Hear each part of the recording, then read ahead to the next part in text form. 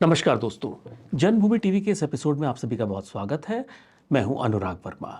आपसे एक मेरी प्रार्थना है, गुजारिश है कि अगर आपको मेरा कंटेंट, हमारी टीम का जो मेहनत है वो पसंद आ रही है तो हमारे चैनल्स को सब्सक्राइब ज़रूर करें और लाइक का बटन दबाएं। आज मैं बात करने जा रहा हूं हिंदुस्तान के सबसे बड़े राजनीतिक परिवार के राजकुमार और संसद में leader of opposition LOP Shri Rahul Gandhi ji के बारे में। राहुल गांधी जी एक बार फिर से उनको देश विरोधी बयान के लिए और एंटी इंडिया सेंटिमेंट्स जो को लेके जो बहुत वोकल रहते हैं उसके ऊपर इस बार फिर वो कटघरे में आ गए हैं। उनको इस बार जो फटकार पड़ी है वो कोर्ट से पड़ी है। अभी तक उनको जो जो भी देश विरोधी, मैं गतिविधि तो नहीं कहूँगा, लेकिन देश विरोधी जो सेंटिमेंट्स को लेके जो बहुत वोकल रहते हैं और देश विरोधी जो बातें करते रहते हैं, सेना के विरोधी जो बातें करते रहते हैं, उसको लेके जो इस बार उन्होंने बयान दिया, उसको लेके इस बार कोर्ट से फटकार पड़ी है। इन्होंने जब ये 2022 में भारत जोड़ो यात्रा कर रहे थे तो वो बहुत एक्साइटेड थे, सारे कांग्रेसी एक्साइटेड थे कि इस बार राहुल गांधी जी कुछ ऐसा कमाल करेंगे कि हो सकता है ये इस बार दिल्ली के तख्त की चाबी इनके पास हो। लेकिन ऐसा हुआ नहीं। हालांकि बहुत ज़्यादा निराशा भी नहीं हुई। उन्होंने सीटें अपनी डबल कर ली और 99 सीटों पे आ गए।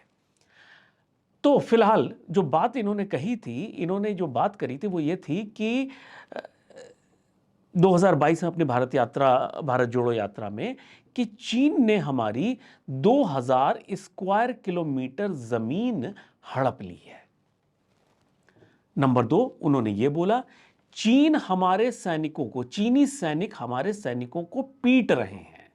ये स्पेशली तब हुआ जब गलवान में हमारे सिपाहियों के साथ, हमारे जवानों के साथ, चीन के फौज के अधिकारियों और जवानों के साथ बहुत तीखी झड़प हुई और उसमें काफ़ी लोगों की जो है मृत्यु भी हुई और हमारे जवानों ने उनको उठा उठा के पटक पटक के गर्दन तोड़ तोड़ के मारा।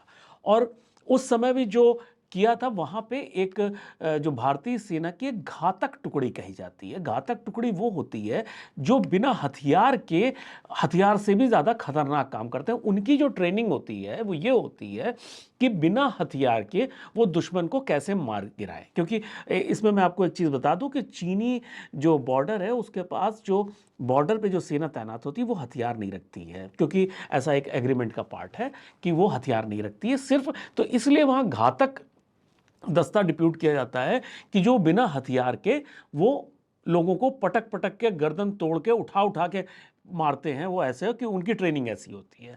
तो घातक दस्ते ने चीनी सेना के छक्के छुड़ा दिए थे और चीन के सैनिक पूरा बॉर्डर छोड़ के भाग गए थे। तो लेकिन राहुल गांधी जी के चूंकि अपने चीन से उनके ऐसे संबंध हैं, बहुत पुराने संबंध हैं उन लोगों के, इस वजह से उन्होंने ये बात करके चीनी सरकार को, भारत को एक तरह से दबाव में लाने के लिए ये कार्रवाई करी। इसके बाद लखनऊ की एक कोर्ट में इनके खिलाफ एक एफआईआर दर्ज हुई कि जिसमें इन्होंने ये देश विरोधी बयान को लेकर इनको कटघरे में लिया गया। राहुल गांधी जी के वकील तब इलाहाबाद हाई कोर्ट गए कि इसकी कार्रवाई पे रोक लगाई जाए, लेकिन इलाहाबाद हाई कोर्ट ने इसको सुनवाई करने से मना कर दिया। उसके बाद इनके वकील अभिषेक मनु सिंघवी जी ने सुप्रीम कोर्ट में बात करी तो सुप्रीम कोर्ट ने बहुत ही कड़े शब्दों में राहुल गांधी जी के वक्तव्य की निंदा करी। उन्होंने खुलेआम ये कहा कि कोई भी सच्चा भारतीय ये बात नहीं कर सकता है कि भारत के सैनिक पीट पीट के मारे जा रहे हैं। कोई भी सच्चा भारतीय ये नहीं बोलेगा कि भारत का 2000 स्क्वायर फीट जमीन चीन ने हड़प ली है। ये सच्चे भारतीय होने के लक्षण नहीं हैं। नंबर 2, उन्होंने ये पूछा जो बहुत वैलिड पॉइंट है कि आपको कैसे पता कि चीन ने 2000 स्क्वायर किलोमीटर जमीन हड़प ली है? आपको कैसे पता कि वहां पे चीनी सैनिक भारतीय सैनिकों को मार मार के पीट पीट के मारे डाल रहे हैं? आप वहां थे, आपने देखा, आपके पास क्या सबूत है? अगर है तो बात करिए।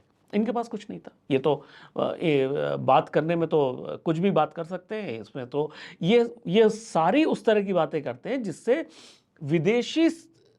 विदेशी ताकतों को बल मिले और देश अंतर्राष्ट्रीय पटल पे कमजोर हो और राष्ट्र के अंदर कमजोर हो। इनकी बातें ऐसी होती हैं।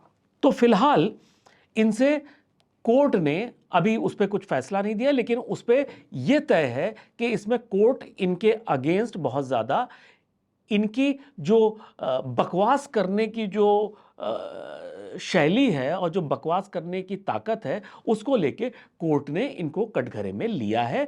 और मुझे नहीं लगता कि इनको वहां से बहुत ज्यादा रिलीफ मिलने वाला है। तो अभी फिलहाल के लिए इतना ही। बहुत जल्दी अगले एपिसोड में मिलते हैं, तब तक के लिए नमस्कार।